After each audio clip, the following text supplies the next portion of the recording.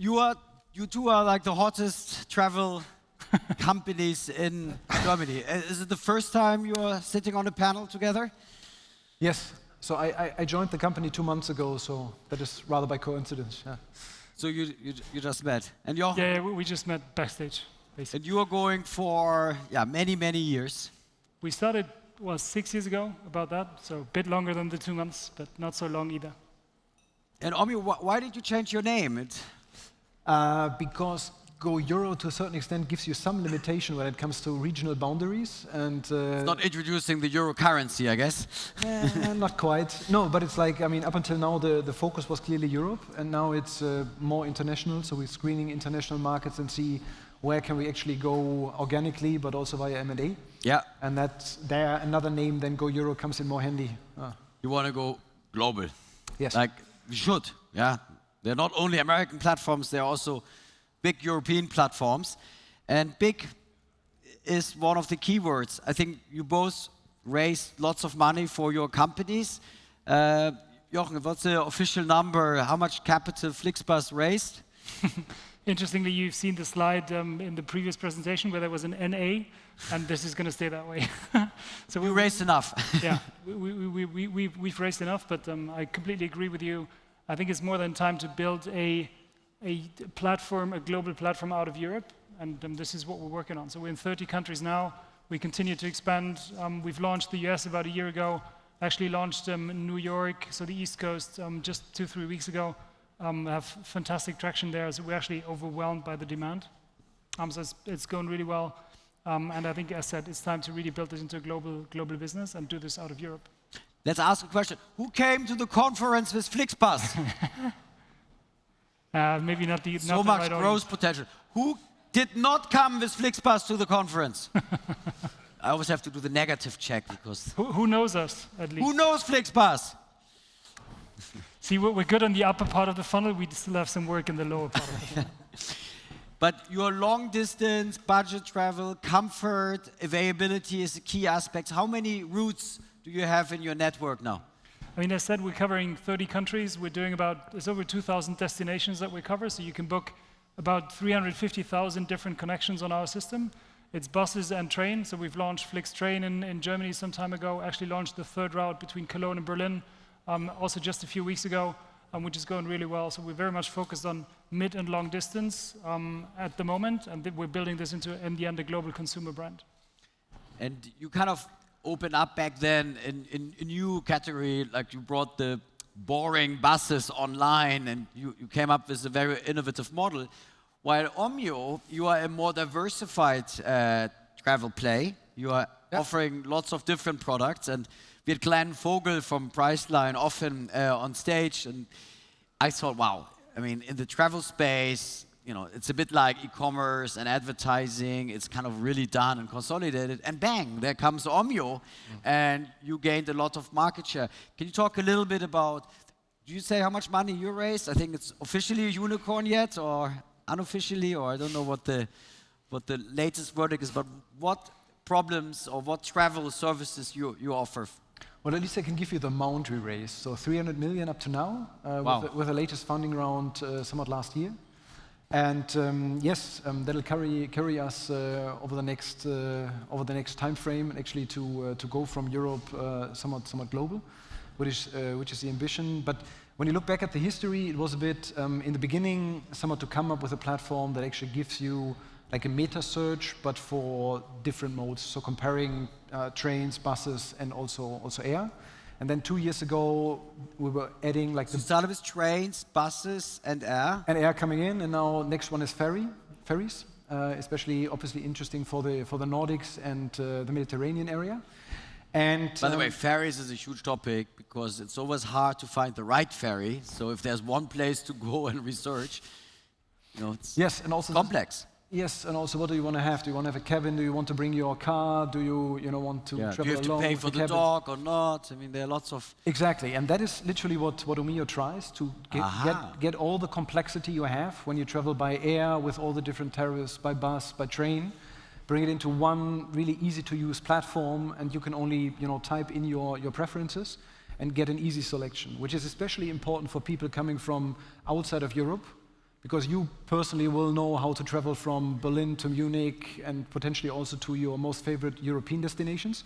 But for someone coming from the US, from China, from South America, who maybe only once comes to Europe in order to travel 5 cities in 14 days, it'll take a bit longer. But how do they find your app? I mean, Get Your Guide, which is also a long-term NOAH speaker, they had, in the early days, the challenge that as a tourist, you need the app kind of once, and then you disappear again, you don't remember, and you probably deleted it from your screen.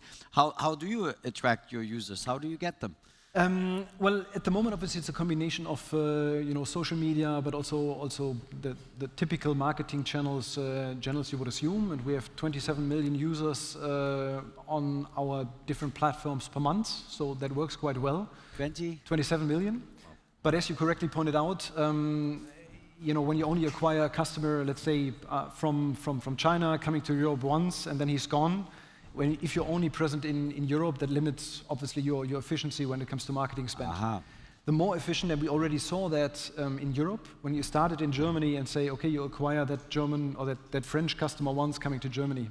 But if you can then follow up and also offer him or her like the next trip he's doing once or twice a month from Toulouse to Bordeaux, that cohort actually becomes much more attractive.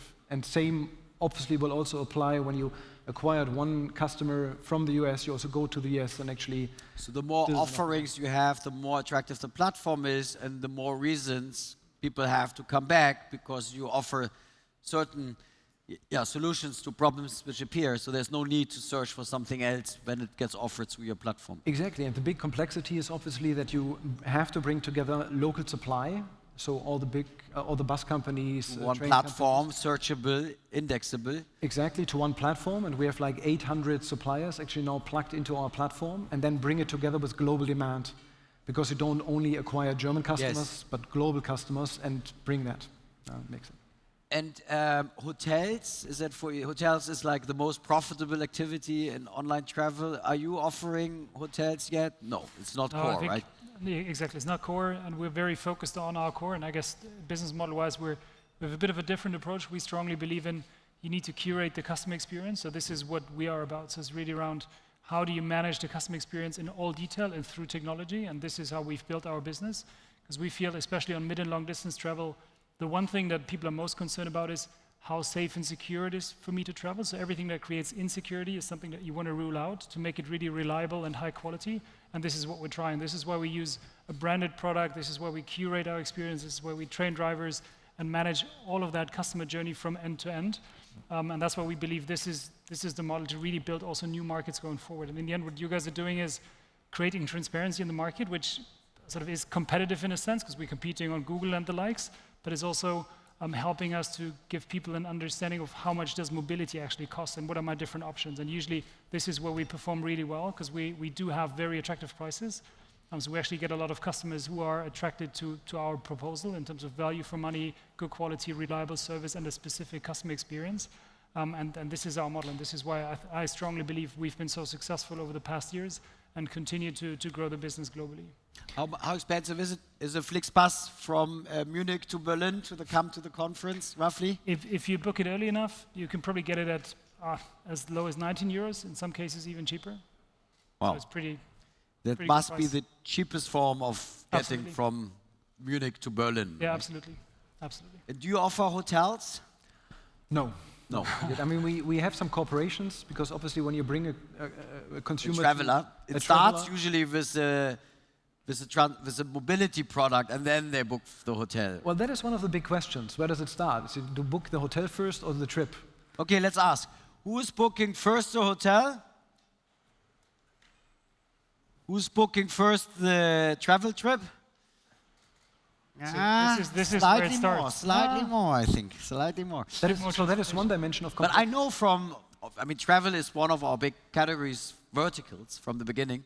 And I know that at checkout, you're just about to pay and you want to rub in like a hotel or the other way around. Glenn told me you have only a 2% cross-sell opportunity to get them.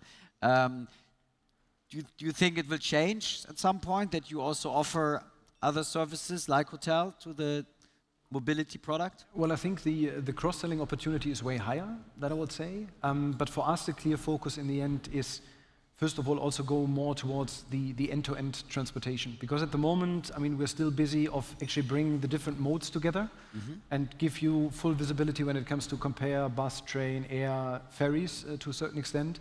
I mean, for a consumer at a certain point in time, it is really important to say, well, you're here at NOAH, and the next trip brings you to Rome, you have a certain address, you only want to get there, and you can really crack it if you, at a certain point in time, will say, irregardless of the mode, irregardless of the way of transportation, you only get one ticket, you can book, you get one price, and that's about it. You have one QR code, you can show wherever you enter, and that's about it. And that is somewhat the longer-term vision where I think not only we, but a lot of companies actually working towards.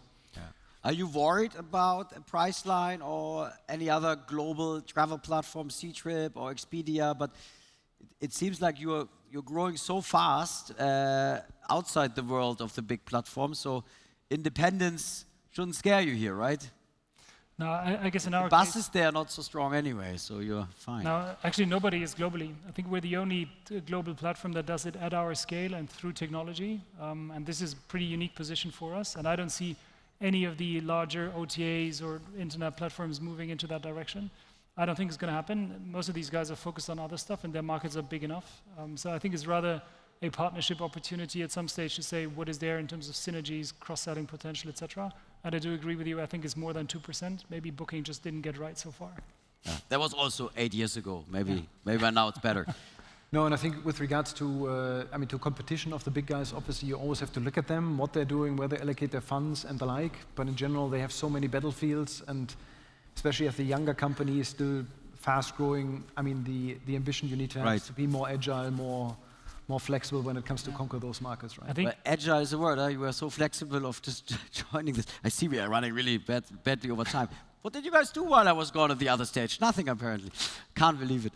Well, anyway. actually, we ran out of 10 minutes, so apparently you would have 10 left. I know, I already factored it all in, yeah.